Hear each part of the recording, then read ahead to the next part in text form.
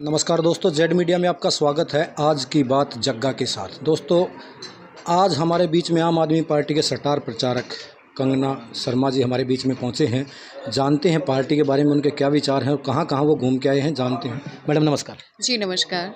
कहां कहां पे घूम के आए हरियाणा में आप? जी, आज सबसे पहले तो मैं असंध गई थी, फिर उसके बाद समालखा और अब इसके बाद गोहाना। कैसा माहौल लगा आपको? माहौल तो ऐसा है कि जैसे कि मैंने इतना क्राउड कभी भी, इतनी भीड़ और इतना बदलाव हरियाणा के अंदर पहले कभी नहीं देखा था। मैं हरियाणा से ही हूँ। सबसे पहले मैं थोड़ा अपने बारे में बता देती हूँ। मैं हरियाणा से ही हूँ। मेरा नाम कंगना शर्मा है और मैं जींद से हूँ। मेरी शिक्षा और मेरा कॉलेज सब कुछ मेरा यहीं पे हुआ है। मैं पैदा यहाँ पर हुई हूँ। मेरे माँ बाप सब कुछ यहीं से, मेरे संस्कार सब यहीं से हैं। यहीं की मिट्टी में मैं खेली हूँ। और जब मैं मुंबई गई थी तो मैंने ये डिसाइड किया था, बहुत लोगों ने बोला था कि ये लाइन अच्छी नहीं है और आप नहीं उसमें कंटिन्यू कर पाएंगे, लेकिन फिर भी मैंने सस्टेन किया।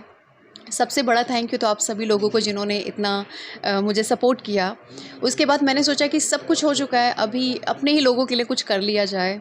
जब मैं कॉलेज जाती थी या स्कूल जाती थी तब से लेकर अभी तक वही सेम सड़कें हैं, वही पानी का मुद्दा है, वही बिजली का मुद्दा है, वही हमारे स्कूलों की कंडीशन है, वही सब अध्यापकों का, और वही अस्पताल है, सब कुछ वही है।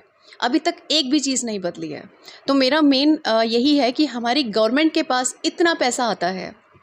हमारे गोहाना में ले लो, नगर परिषद की तरफ से यहाँ पर 122 करोड़ का जो 100 करोड़ से ऊपर का जो यहाँ पर जो पैसा आया है, कहाँ पर हमारी गवर्नमेंट ने इस्तेमाल किया? उनके पास जवाब तक नहीं है। कोई 60 करोड़ बोल रहा है, कोई कुछ बोल रहा है, उनको ये तक नहीं पता है कि कितना पैसा उनके पास आया है। उस पैसे से हम इतनी सारी चीज़ें कर सकते थे। आज अब अगर देखें, आप इतने बड़े बड़े चीज़ें लगाते हो रोडों पे, बेटी बचाओ बेटी पढ़ाओ, लेकिन कहाँ पर है वो बेटी? कहाँ पर बेटी पढ़ाओ, कहाँ पर पढ़ाई की जा रही है? लड़कियाँ अपने आप को सेफ़ महसूस नहीं कर रही। अगर आप बेरोज़गारी को देखोगे तो आज हमारा हरियाणा नंबर 1 पर आता है। हमारे जो नौजवान हैं वो घर पे बैठे हुए हैं। क्यों बैठे हुए हैं वो घर पे? उनके पास इतनी सारी डिग्रियां हैं। हर माँ बाप क्या इसी दिन के लिए पढ़ाते हैं अपने बच्चों को? हमारे किसान जो इतनी मेहनत से 6-6 महीने फसल उगाते हैं, उसके बाद काटने के बाद उनके जो मूल्य उनको उनके हिसाब से नहीं मिल पाता है, उनकी क्या गलती है? वो अपने बच्चों को उसके बाद भी पढ़ाते हैं। एक मज़दूर जिसके पास पूरा दिन दिहाड़ी करता है, कुछ भी करता है, लेकिन उसके बाद भी वो अपने बच्चों को पढ़ाता है। क्या ये दिन देखने के लिए पढ़ाता है? आज हमारे युवा बेरोज़गारी की वजह से कोई तो फांसी पर चढ़ रहा है, कोई युवा भाग रहा है, कोई हरियाणा ही छोड़कर जा रहा है। मुझे ना बहुत प्राउड फील होता था ये बोलते हुए कि मैं हरियाणा से हूँ, मैं हरियाणा की बेटी हूँ।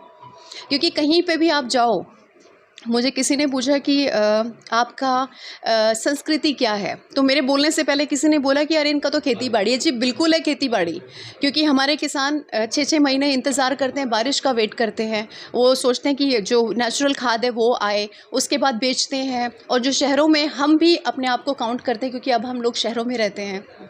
आधे लोगों को तो ये नहीं पता होगा कि फसलें कैसे कटती हैं, उनको तो ये नहीं पता होगा कि हमारा आटा चावल कहाँ से आ रहा है। तो हमारा मेन मुद्दा वो है। हम चाहते हैं कि हर युवा को रोज़गार मिले और हर लड़की को उनका मान सम्मान मिले। मैं अपने गोहाना वासियों से यही अपील करती हूँ कि अशोक जैन जी ने कदम उठाया है गोहाना को बदलने का, हमारे समाज को बदलने का। और एक युवा है जो हमारे देश की रीढ़ की हड्डी है। युवा के बिना हमारे समाज में क्या, हमारा देश आगे तरक्की नहीं कर सकता। तो मैं बहुत बहुत धन्यवाद करती हूँ और उनको मैं विशेष भी देती हूँ अशोक जी को कि उन्होंने पहला कदम उठाया है। अब ये आप लोगों की बारी है। मैं इतनी दूर से उठकर आई हूँ और जब मैं इतनी दूर से उठकर यहाँ पर आ सकती हूँ तो आप लोगों को तो सिर्फ बटन दबाना है। मैडम, आप बोल रहे थे कि हरियाणा से, तो हरियाणवी में कुछ संदेश हो जाए।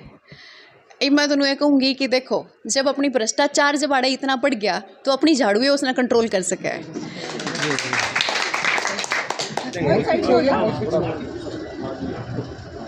जो भी ठीक करा रास्ता विक्ट्री वाला फिर तो मन भी आने दो जी।